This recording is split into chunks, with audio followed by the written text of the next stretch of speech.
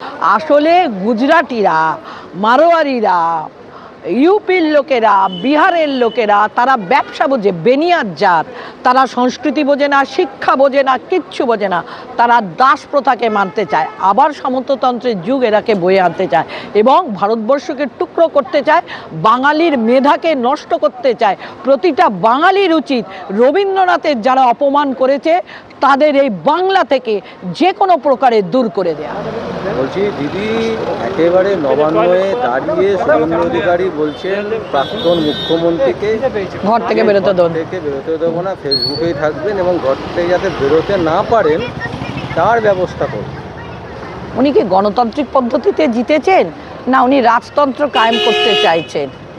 এটা মনে হচ্ছে সেই আমরা পড়েছিলাম যে বুদ্ধদেবের যখন পূজা দেবার জন্যে, যখন বুদ্ধদেবের পূজা এতটা চালু হয়নি, তো সেই সময় ভারতবর্ষেতে এইরকম করা হয়েছিল বিম্বিসার বোধহয়।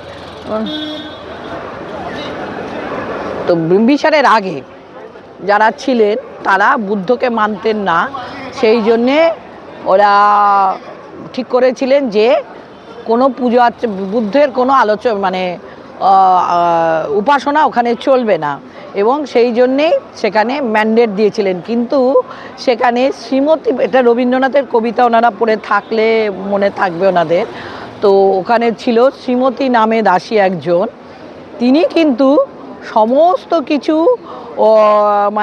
উপেক্ষা করে দাঁড়ে দাঁড়ে গিয়ে সকলকে বলেছিলেন যে ওগো পুরবাসী এসো, পূজার সময় হয়েছে, আমরা পূজা করব। এবং সেখানে রাজোদ্ধারে রাজ্যের যে সিপাই দাঁড়িয়ে থাকা সত্ত্বেও তিনি কিন্তু সেখানে পূজার ঘণ্টা বাজিয়েছিলেন, প্রদীপ দিয়ে সাজিয়েছিলেন এবং তিনি পুজো করেছিলেন। তারপরে তাকে হয়তো তার গর্দান গিয়েছিল, কিন্তু তিনি সেই প্রতিবাদটা করতে পেরেছিলেন। তো তেমনি যতই মমতা ব্যানার্জি আমাদের বিরোধিতা করে থাকুন না কেন, কংগ্রেসকে সাইনবোর্ড করতে গিয়ে নিজের নেমপ্লেটটাও এখনও হয়তো উনি রাখতে পারছেন না, কিন্তু উনি জানেন আন্দোলনটা কী করে করতে হয়। তারই হাত ধরে বড় হয়েছে তুমি। কংগ্রেসকে যেমন অস্বীকার করে মমতা ব্যানার্জি নিজেকে ধরে রাখতে পারলেন না, তেমনি মমতা ব্যানার্জিকেও অস্বীকার করে শুভেন্দু তাকে বেশি দিন ধরে রাখতে পারবে না। এইটা ওনাকে মানতে হবে, উনি ভুলে যাচ্ছেন ইতিহাসের কথাটা, ফলে ওনাকে আটকে রাখতে পারেন না। আর গণতন্ত্র সেটা আর অধিকার দেয়নি কোনো মুখ্যমন্ত্রীকে বা কোনো রাজ্যসভাকে বা কোনো রাষ্ট্রের প্রতিনিধিদের যে তুমি একজনের গণতান্ত্রিক অধিকার হরণ করতে পারো, তাকে তার ঘরে গৃহবন্দী করে দিতে পারো, তাকে আন্দোলনে নামতে বাধা দিতে পারো। এটা কিন্তু আমাদের সংবিধান বা আমাদের আইন এটা মেনে নেবেও না এবং সেটা বলেও নি কোথাও। একটা গুরুত্বপূর্ণ খবর, যেটা হচ্ছে ভারতবর্ষের মানব সম্পদ উন্নয়ন মন্ত্রী তিনি বলছেন যে রবীন্দ্রনাথ হচ্ছে বহিরাগত, রবীন্দ্রনাথের যে সিলেবাস সেগুলোকে হাঁটাতে হবে। এবং আমরা দেখছি বিশ্বভারতীর যিনি উপাচার্য তিনি বলছেন যে রবীন্দ্রনাথের পাঠ্যপুস্তক থেকে রবীন্দ্রনাথকে আমরা এবার সরিয়ে দেবো, এবং সেই নিউজ সংবাদ আমরা আজকে পেয়েছি, আমাদের কাছে আছে।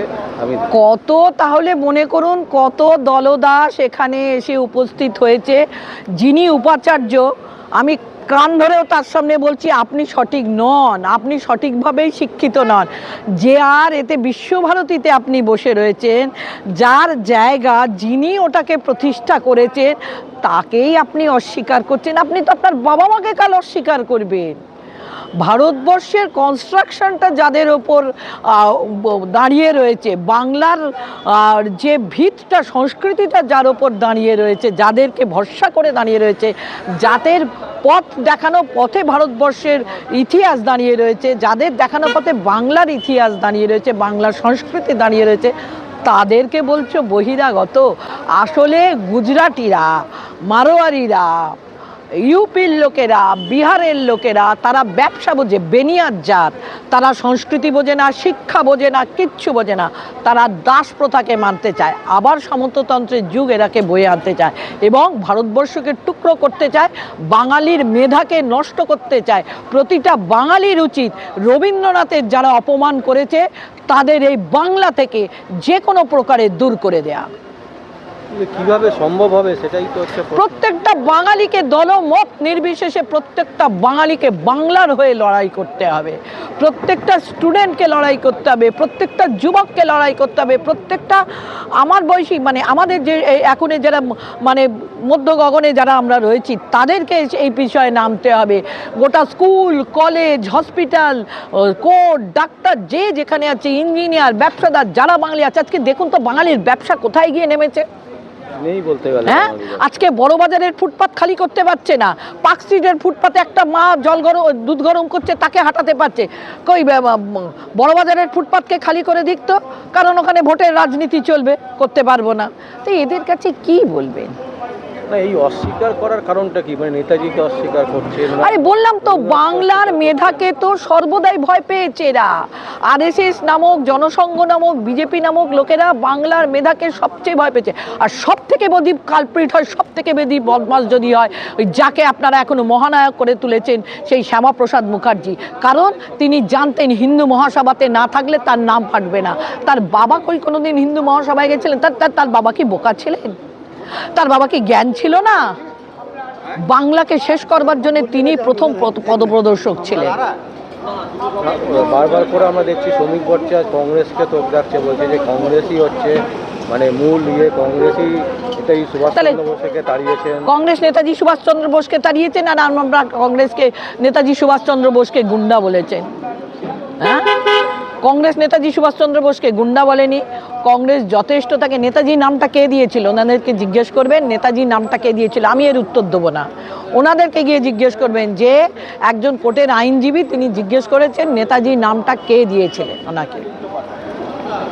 বাপুজি নামটা গান্ধীজিকে কে দিয়েছিলেন এইটা জিজ্ঞেস করবেন, তাহলেই বুঝতে পারবেন কংগ্রেস থেকে নেতাজিকে তাড়ানো হয়েছিল না হয়নি।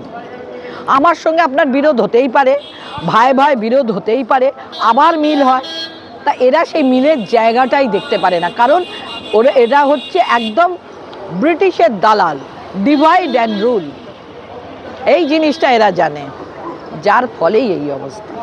বলছি এই যে বিশ্বভারতীর উপাচার্য এইভাবে যে বলছেন যে পাঠ্যপুস্তকের বাইরে করে দেওয়া হবে রবীন্দ্রনাথকে, মানে এইটা নিয়ে আপনারা কি কোনো কিছু ভাববেন? হ্যাঁ অবশ্যই, আমরা তো শুনলাম আজকেই আমি আমার প্রদেশের সঙ্গে কথা বলবো, প্রদেশ কংগ্রেস কমিটির যিনি আমাদের সভাপতি রয়েছেন তাকে আমি বলবো। পারলে আপনিও গিয়ে বলতে পারেন, তিনি এখনও বোধহয় প্রদেশ অফিসে আছেন। আপনি, হ্যাঁ আমার সঙ্গে দেখা হয়েছে, তো সেখানে আপনারা বলতে পারেন এবং এইটা নিয়ে আমরা যতদূর সম্ভব আন্দোলনে নামবো।